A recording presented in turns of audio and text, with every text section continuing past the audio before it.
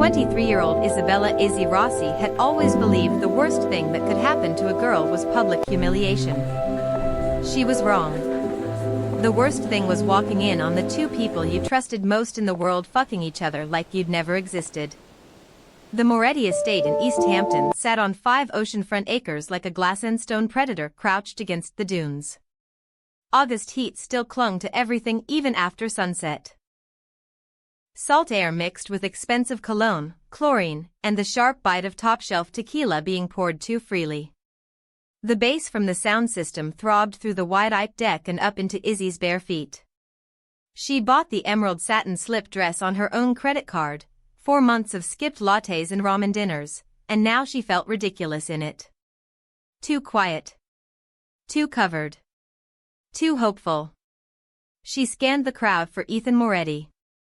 He was 25 tonight. Golden Boy Trust Fund Prince.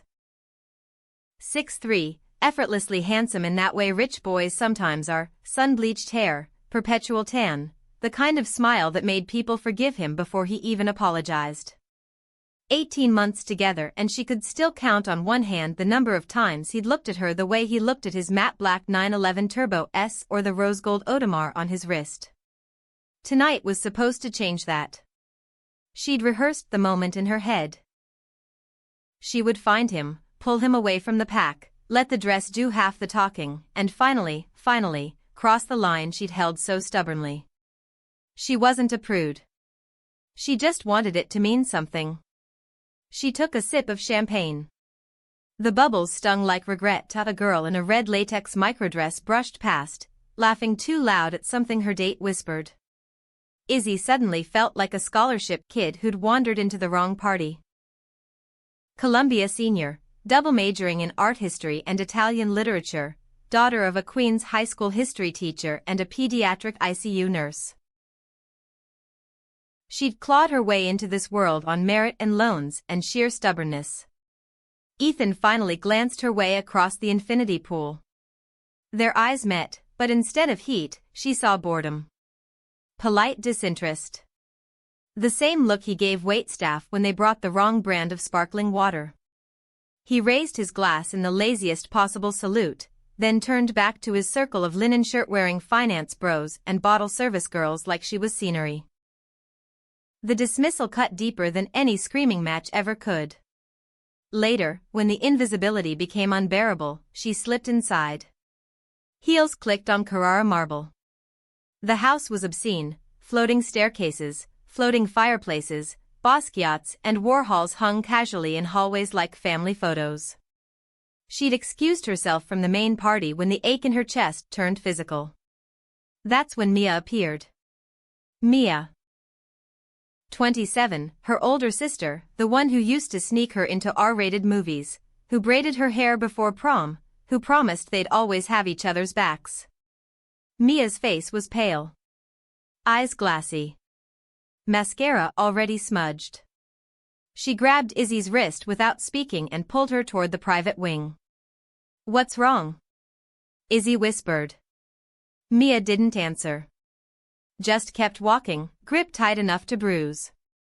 They climbed the floating staircase in silence.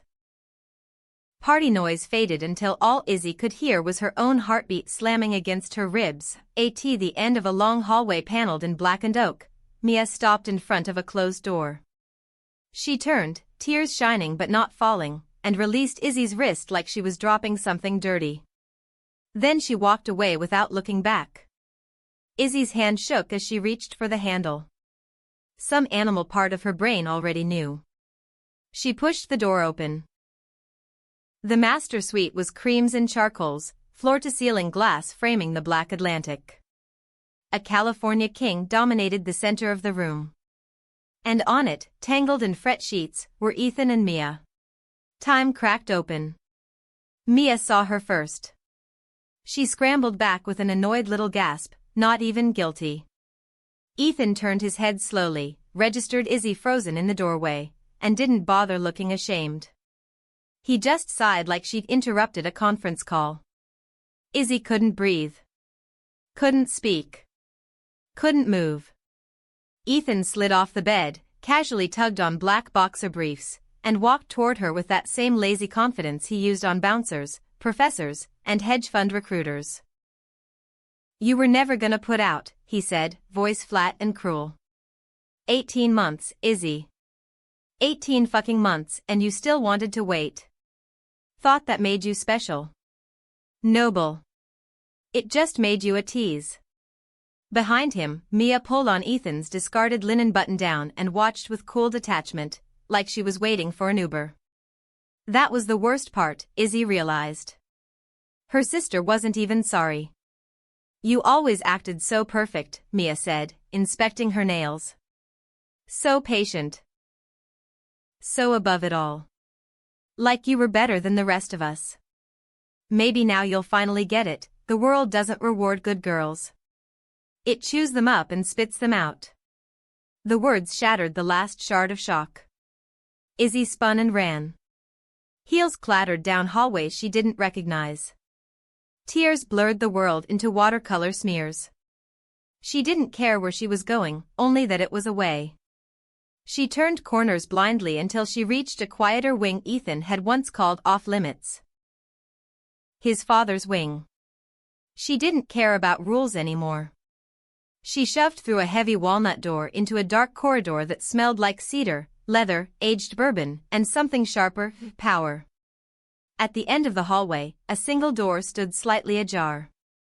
Warm amber light spilled across the floorboards. She stumbled toward it like someone drowning toward shore. Inside was nothing like the rest of the mansion. Dark walnut paneling, floor-to-ceiling bookshelves packed with first editions and art monographs.